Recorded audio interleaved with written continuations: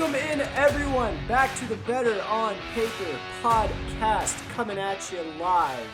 Recorded 3 days ago, not really live. Alrighty, today we're getting right into it. Storylines.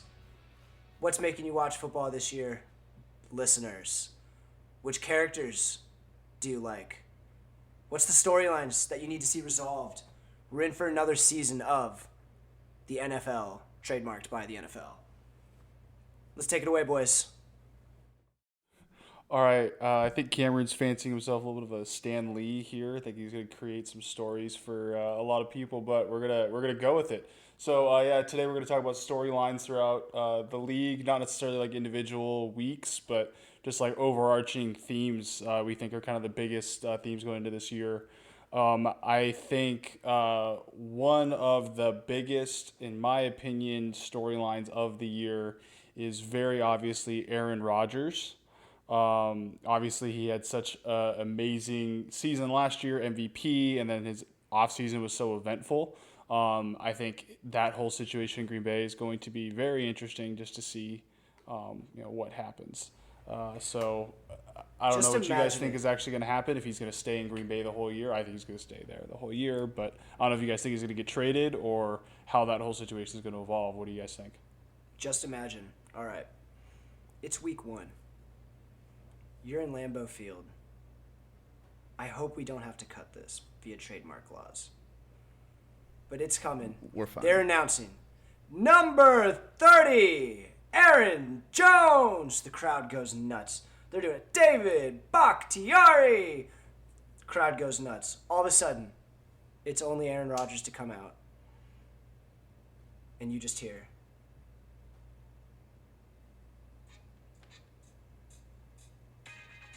the bitch is back, baby! And the crowd goes wild! Anyway, just imagine. It's easy if you try. I literally couldn't even Did I paint a picture for you guys? Thomas, can we get some cheer effects in the background? Yeah. No. We'll add sound effects later. No, I think Aaron Rodgers will be there for the full year. I think that he will be gone next year. I don't know where he's going to go. I think Denver is the most likely option, but I could also see Miami. I don't know. Like, it depends on how Tua goes this year and if they don't trade for Deshaun, which will also be the other big offseason point of this season. Oh, I don't man. know.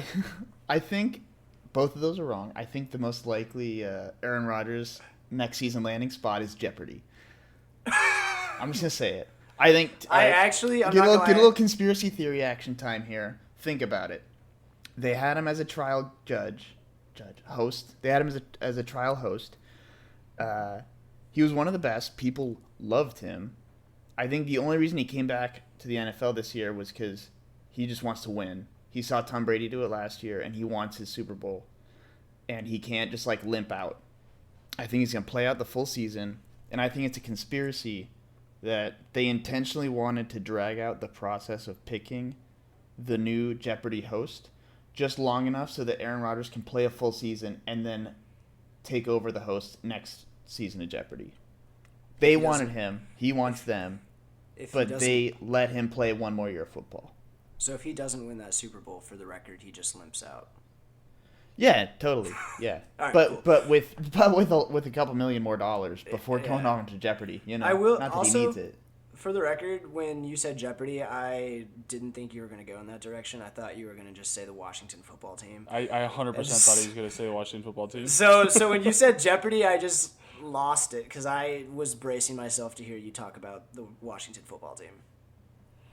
Yeah. No, they're set. Are you kidding me? Fitzmagic's going to stay there. He's going to stay there the longest he's stayed at any team. I'm calling it right now. Him and Ron Rivera are going to be like this duo. Well, they definitely they're going to be as successful as Derek Carr and John Gruden. John Gruden. I can't even say that with a straight face. I can't.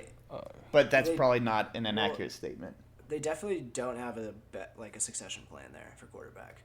Anyway, speaking of succession plans, boys, the biggest no doubt storyline, the thing that's going to get anyone to watch a team that's not their own. And let's be honest, who do we know that's a Jags fan or a Jets fan? I know there's Jets fans that exist, but not in our circle. And the Niners, but we know some Niner fans, especially here on the Better on Paper podcast. But these rookie quarterbacks, I mean, come on. Biggest story. Can't deny it. Everyone's going to be tuned in to watch the rookie quarterbacks.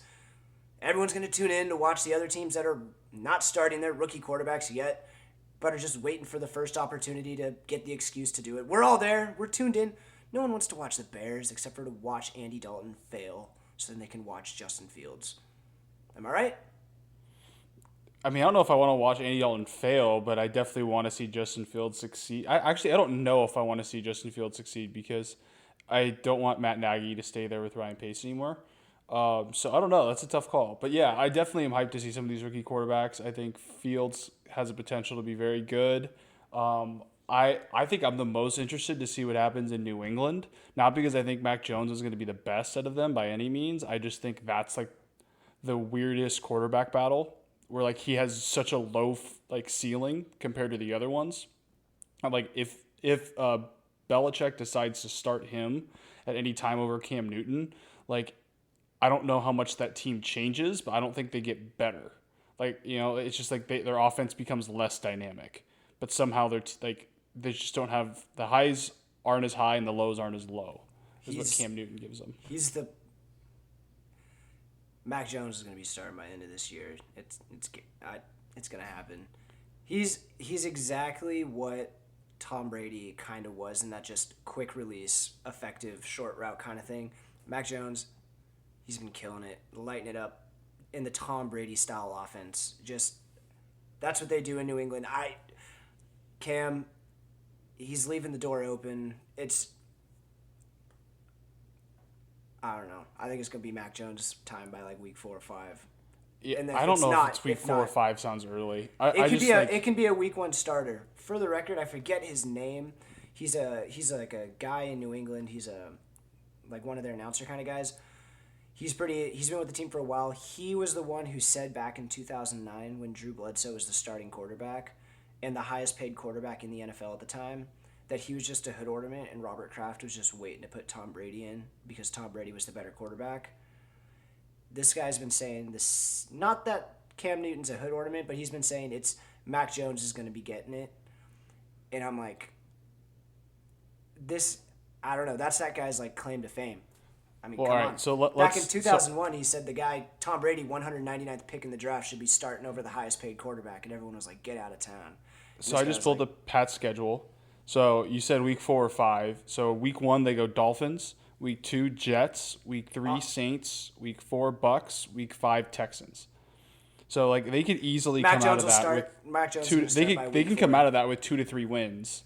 Mac Jones is starting by week 4 to play against Tom Brady. No way, because they get killed. You put his first start against the Bucs, Mac Jones would get just obliterated. But also not all the fans, but it's been kind of New England fans have said when it comes to that game they're rooting for Tom Brady.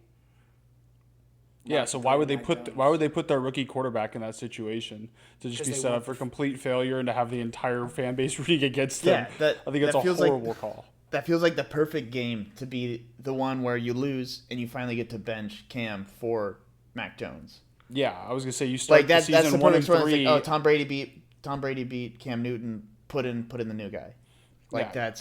That seems way more obvious that he starts week 5. Yeah, you're right. Yeah, you're right. So you start 1 and 3, and then they get to play against the Texans, which is anybody. Like I could win as quarterback against the Texans, so like that gives him an easy win. So it's like, he started his career off with the win, and you get.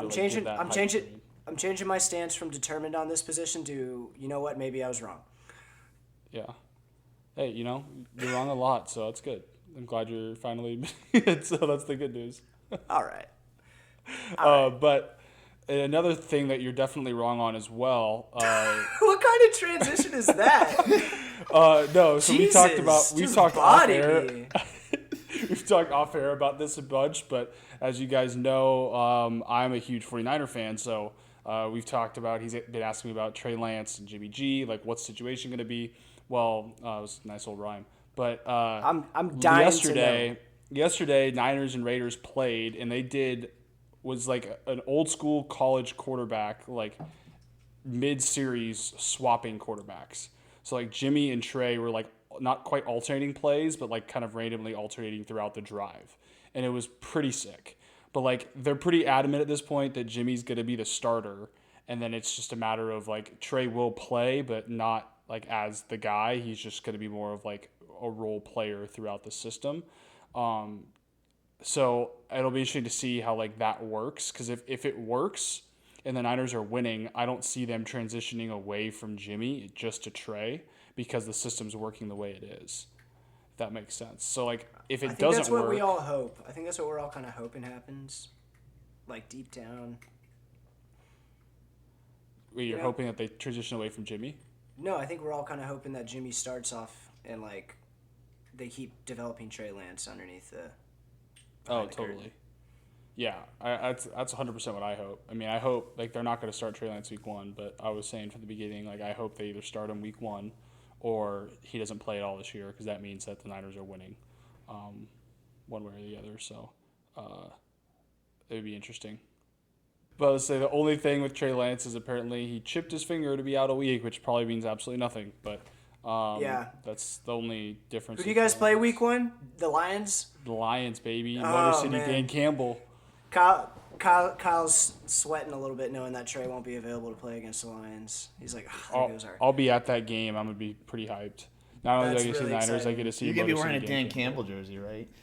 I mean, I'm thinking about it, not going to lie. I wish that you could do like a coach's jersey. I mean, like some of them kind of do it. Like if you're Bill Belichick, you can just kind of roll up with the cutoff hoodie. If you're like an Andy Reid, you can just roll up with like the head, like the hat and the windbreaker. I don't know what like Dan Campbell's like thing is. Like some coaches. Busted kneecaps. Someone can get me a busted kneecap shirt. I'd wear it. Hell yeah. I was referring to like just his actual jersey from when he played. We also it's a little simpler. So we spent a good amount of time on these transitioning quarterbacks. How about the 2 rookies that are starting? Just really brief.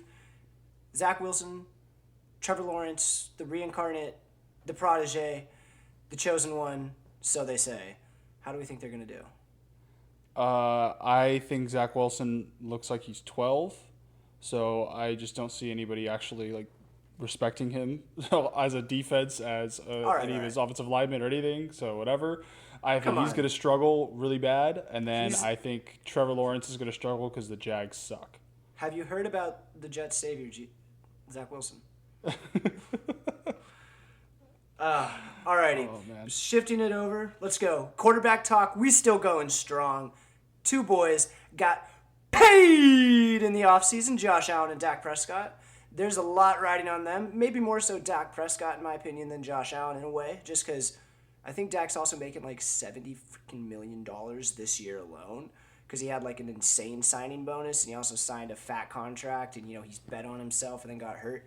I mean, we're going to be watching Josh Allen and Dak Prescott to see how they're doing post getting paid.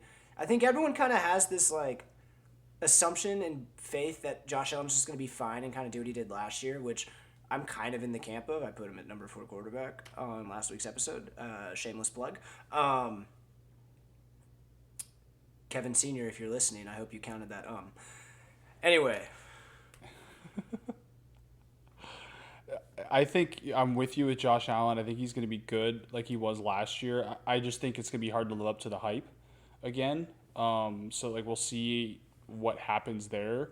Let's define success. What defines success for Josh Allen this year? Not the Bills. What defines success for Josh Allen this year? I mean, that's the issue is that, like, they're not going to be the one seed. I mean, obviously, if they could beat out the Chiefs in any way, that would be a success. But I think, like, at minimum, needing to make it to the AFC Championship game again because of what they were able to do. So I think Josh Allen would need to throw for 4,500 yards, let's say. 4,000 to 4,500 yards. He'll probably run for, like, 400. And if he threw for, like, 35 touchdowns, I think that would be a good year. Let me rephrase. Because I'm like saying what defines success to where you don't feel like it was a mistake to pay him. So I feel like AFC Championship game right after you get paid. I mean, it's kind of an expectation, but like if they made the divisional round, like do you think like people would be like, I mean, you're obviously going to be a little disappointed on the season, but are you going to feel like, we made a mistake in Josh Allen if they made the second round? Won a wild card game? If you lose to the Chiefs, I don't think so because like that's true. I guess it depends on who you I think it depends to. on what happens, right? Like if you lose to I don't know, like the Ravens earlier on, or you lose to like the Titans, then that would be an unsuccessful season. If you lose to the Titans, what about the Cowboys? I think honestly for Dak, Cowboys make playoffs, Dak's fine. I don't even think he needs to win a playoff game. I think it helps, and people are going to say he needs to win a playoff game, but like in reality, like if Dak Prescott plays all 17 games, hell, if he plays 15 out of the 17 games and the Cowboys make the playoffs because they win majority of Dak's games, I don't even think they need to win the division, honestly, for the Cowboys at this point. Like, I mean, this is the year that you like spent all of your money on Dak damn near anyway. So it's like every other year he's going to be better for the team's contract situation anyway. So I'm like, I don't know. If you just make playoffs, I think Dak's like gets a congrats, Dak. You had your successful $75 million season. Thomas, can you please like fact check me on Dak Prescott how much he's making this year? Because I keep saying he's making I'm pretty sure it's front loaded, but it's definitely front loaded. I just don't know if it's like as front loaded as I'm saying. Well, the thing with Dak too is that he has the fortune of playing for a team that was shitty last year. So even though it's because he was hurt, part of the reason, like he now like if he just has any sort of success, it's considered a successful year. Versus like if like Josh Allen takes a step down from the AFC Championship game, which is like a very big deal. Like that's considered not a successful year, you know? So like I think that kind of like expectation then is like tempered a little bit too. I think he's also helped with like the offense that's around him. So I think that's like kind of an interesting thing. But we'll kind of see how the Cowboys end up turning out because I mean I don't know if you've been watching Hard Knocks at all, but it was kind of a weird thing. I don't have HBO. It's just like the Cowboys are always so much hype, and it's just like weird that like they have so much hype, but yet no one expects them to actually do that well. In the words of Mike Greenberg, the Cowboys are the best team in August. They just struggle in the months that end in Ember: September, October, November, December. And we don't even talk about January because they don't make it that far. You know, I normally don't listen to him, but hey. Every once in a while, he'll have a correct opinion, I guess, right? One thing that I want your opinion on, totally different topic. What is, or I should say, who has the most complete roster in football? The Browns. Browns. Okay. The Browns. Not Bucs. Yeah, the Browns. It's like, I think it's the Bucs. I think just completes from start down to finish. I know that the Bucs are returning a lot of their starters, but they also had like some weakness in their secondary where the Browns don't. I just like if we're talking like front to back, offensive line, defensive line, linebackers, secondary, quarterback, wide receiver, running back. I also think. I think the Bucs offense. The Bucs offense is better than the Browns, in my opinion. Like when you the Bucs offense is better. I'm just talking most. And I also think their defense is better, so I just think they have a better. Like I think their defensive line is much better. They've shown that. I mean, Shaq Barrett was a monster last year. I think their linebackers their defensive line absurd. Is better. So like I think some of their back end is going to be better this year. I think like having Antoine Winfield have a full year under his belt, like I think that'll be great for him back at safety. So like I think the Bucs, top to bottom, have the best roster. The Browns aren't that far behind. I just think they have a lot of guys that have a lot of hype and they haven't executed through it.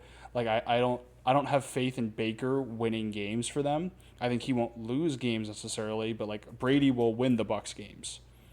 You know, like right now I don't have faith in OBJ being healthy for a year. Neither do I. But if we're just looking, on paper right now, the Browns, dare I say better on paper? Hey, that's the name of the show. No. But I would say that they're just more well-rounded. I just feel like the Bucs have more quote-unquote weaknesses, but to your point, I feel like, Tom Brady, Mike Evans, Antonio Brown, and Chris Godwin are a better quarterback and receiving threat than Baker, Jarvis, and OBJ. And I don't even know who their third one is. So, and you've got Gronk over David Njoku. The Bucs offense is no doubt better than the Browns offense. It's just the Browns on paper don't have any explicit weak spots. And so that's why I think they're the most complete team. But the Browns are going to be interesting because their secondary and the back end is all new. So they're going to have like an adjustment to start the year for sure. But that'll be interesting just to see how they turn out. And also, like, was last year a flash in the pan? They had a couple big wins in the playoffs and, like, they had like, oh, we finally had a successful year. Like, can they follow that up? Like, what's going to happen? Like, it's weird to say we have a playoff, like a divisional round hangover because that's not really a thing. But, like, it might be for the Browns because, like, I mean, that was such a big deal. They were not only able to win a playoff game, but curb stomp the Steelers. Like, that was a huge deal for them. So, like, we'll see. I don't know. The Browns, like, you're not totally off base with them like you were with Big Ben being a number 11 quarterback. But that is, I think... Revenge tour. That's why I think it's going to be interesting to see kind of going forward with them. I don't have Super Bowl expectations for the Browns. I do have Super Bowl expectations for the Bucs. Here's the one thing I have Super Bowl expectations for, a team that I know that this is my new recent Super Bowl favorite, by the way. If you say San Francisco 49ers. No. All right. This is brand new. Let's hear it. I think by far now Super Bowl favorites after what happened this last week. Philadelphia Eagles. Gardner Minshew to the Philadelphia Eagles. Minshew Mania. Book it. Now easily top 4 offense in the NFC East. Easily. Okay? Before the show, this is nothing against Gardner, but I was talking to the boys about how much I hate the Eagles, and I just ripped into them. And I'm just not in the mood for doing it today. So just take it away with your little bit, and I'm going to be quiet. No, I mean, I think the Eagles are going to suck, but I think it's interesting that Gardner Minshew leaves the Jags, or gets traded from the Jags, I should say, because Trevor Lawrence is obviously the starter, but for like a 6th-rounder, which was weird. And then now they have Jalen Hurts, Joe Flacco, and Gardner Minshew as their 3 quarterbacks, none of which are really like inspiring as my starter. That being said, they're all very serviceable backups. And like I don't think that's a good situation to be in when the rest of your roster isn't good. Yeah, you got 3 second-string quarterbacks. Also worth noting, he was drafted in the 6th round, so it's kind of they're just getting it back, the Jags. Yeah, pretty much. I mean, it's like he never happened. Well, it's also a conditional 6th-round pick, so it might like be movable, which I don't know exactly. It's what if he gets 4 or 5 starts, it's a 5th-round pick. On the Minshew theme here, you all want to hear a story. Here's a freaking story to go into the season. Urban Meyer, will he succeed in the NFL with his college antics? Comes in after drafting Trevor Lawrence, the reincarnate, second coming, the savior, the protege, anything you can imagine. He's the best. I stumbled my words there. Are you saying prodigy or protege? Whatever. Everyone knows what I mean. Anyway, comes in with that guy recently coming in and goes, we're going to have him do a battle with Gardner Minshew. And then people go, Trevor Lawrence is struggling a bit. And instead of going, you're right, we should actually give him more reps and more practice so he's more ready. We're going to keep this competition going so we can earn it. And then finally, in the almost 11th hour, Urban Meyer, Trevor Lawrence is indeed the starter. He won the job. And then they just get rid of Gardner Minshew for nothing. Like, what the fuck, Urban? I'm actually surprised they only got a 6th because I feel like there's a lot of teams that like could use a like solid backup quarterback. Like, for example, the Bucs.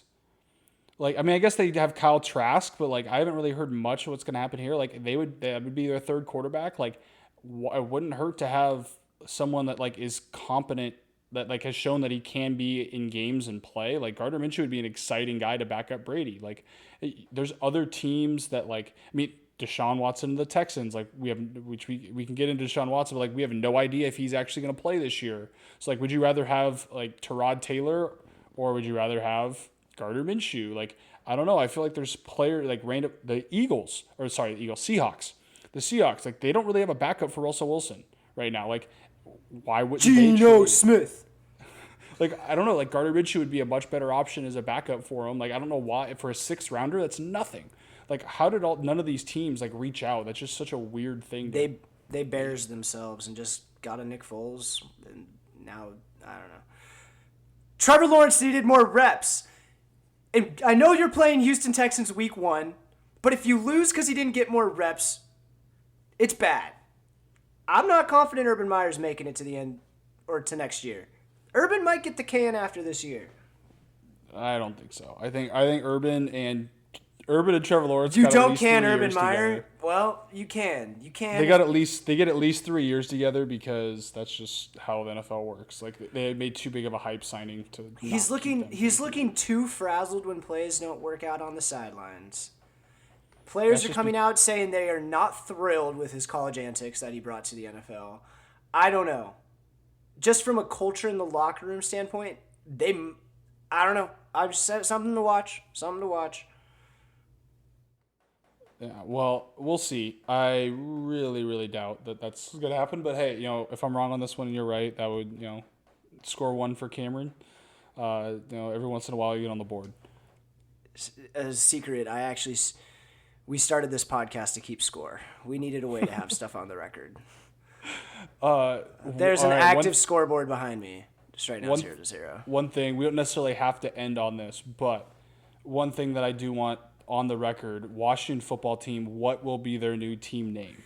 Let's go Wild Hogs. Oh, wait, no, it's the Red Hogs now. Red Hogs! Or Wild Hogs. Whatever one is the Hogs. I love it. What pissed me off is I really wanted the Red Tails, because that would have just been a sick name. The Red Tails, history of the Red Tails, if you don't know it, look it up. Pretty sick. Also, cool movie. But Red Tail, that would have been sick. And then I'm kind of on board for the Red Wolves. Only because Red Wolves is sick. It feels like a college name, but I'm okay with it. It's the safest option. I think Red Wolves would be sick. I think the safest option is sticking with Washington football team because people liked it for the whole year. It's not like people this is so stupid. It's a gritty name. I'm gonna be honest. We're the football team. If Washington becomes the Washington football team permanently, it won't happen. But I think every football team should change their name to just the New York football team, and then you get to figure that one out. The Pittsburgh football team. If Washington gets it, I think that there should be a league-wide, everyone changes. It won't happen, of course, but a man can dream. No, yeah, I don't know. I love it because it's you've heard of throwback jerseys, but throwback names. This is up there with Red Sox, White Sox, Browns. It's just people with no imagination in the 1920s, no internet. So they know 5 people, and what should we name this? The Washington football team. Well, it was then if you're good, it's awesome. Well, if they're bad this year, it's terrible. Well, it's like the Lakers when they're they were from Minnesota originally. They're oh, we have a bunch of lakes here. Let's call them the Lakers. What's a Laker? That's not even a noun. Oh, who cares? We'll just call them that. Who gives a shit? We'll just do that. No one called you on it. Yeah, the Knicks. They're the Knickerbockers. They got called on it. They got called on it, and they're you're right. We're gonna move to LA. They don't question things there. They just accept everything. And then everyone's we're the Lakers. You don't even have lakes, and they're so. That's the Utah Jazz. That's because they moved. They were originally the New Orleans. They were originally the New Orleans Jazz, which made a ton of sense. No, I know. That's what I'm saying. It's the same thing. And then they're what do you do if the Washington football team moves? The Washington football team of New Orleans. They moved to Spokane. Well, it's the Los Angeles Angels of Anaheim. It's the same thing. No, that's the dumbest thing. That was a marketing thing. They didn't even move. Oh. Don't get me started on the Angels. Yeah, so dumb. But yeah. I do think that in classic Washington football team fashion, they actually shot themselves in the foot the entire way through this process by announcing all the names they were thinking about, and people just snatched up the copyrights and trademarks before they could even pick. So That's half amazing. the best options got taken in the first 6 months I heard people who were trying to extort them, be oh, you want to be the Red Tails? Oh, yeah, $1 million or whatever. And they're no. Or some absurd number. $1 million is probably not that much. They already announced their 8 teams that are left. I say every 2 weeks of the season they give out a rose to the team to the name that it's not. Until they're left with the last name standing. So it's after week 2, we're kind of all right, well, we know they're not the Washington Presidents. And then it's week 4 ends, we're okay, they're also not the Renegades. We're all right, well, Washington football team still. Sick. Sentinel, you're the still on the board, boys. Still on the board. And every 2 weeks you just wait and you're which name's going to get the cut? Honestly, it could be a lit way to do things. But I mean, they should definitely not have a fan vote because that will just turn into a disaster. Yeah. The last time the fans got to choose a name for a team. Actually, I'm not saying this. We're going to cut it. Teamy McTeam face. Well, I was going to say the last time the fans got a vote on something was the Nickelodeon Valuable Player, and that ended up going to Mitch Trubisky. So yeah, that's exactly what I was going to say. Dude, he still has that trophy. Yeah, he does. He carries it with him everywhere. Yeah, he keeps it in his gym bag. It's a reminder for all the haters. Someone talks shit in practice, he just pulls it out and points it at him. Like, do you have one of these? Hey, Josh. He looks at Josh Allen. He goes, "You might have $240 million, but you don't have an MVP." Every time Josh Allen walks by him in the locker room, he just polishes it. Like, oh, yeah. Also, just quick, I don't think it deserves more than like 30 seconds, but just a little quick shout out to the Baltimore Ravens, like 20-0 in the last preseason games or whatever, breaking Lombardi's record. Just it's the streak that deserves to be talked about that no one's talking about. So no, that's actually is super impressive. Like, winning preseason games is hard from a perspective of you have a bunch of backups in there. So like it cocould be more difficult to go 20-0 in the preseason than it is to go 16 or 17-0 in the regular season.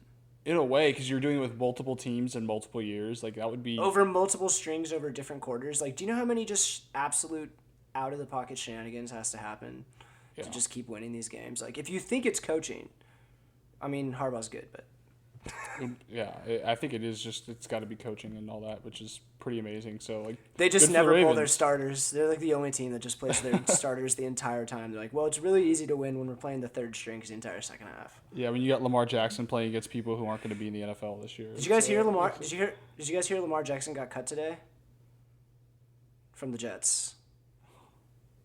Oh yeah, I did hear that. Yeah, the reporter who sent it out said Lamar Jackson has been cut. Wasn't at practice, so was to be expected. #Jets. And it was like, you knew what you were doing, you son of a...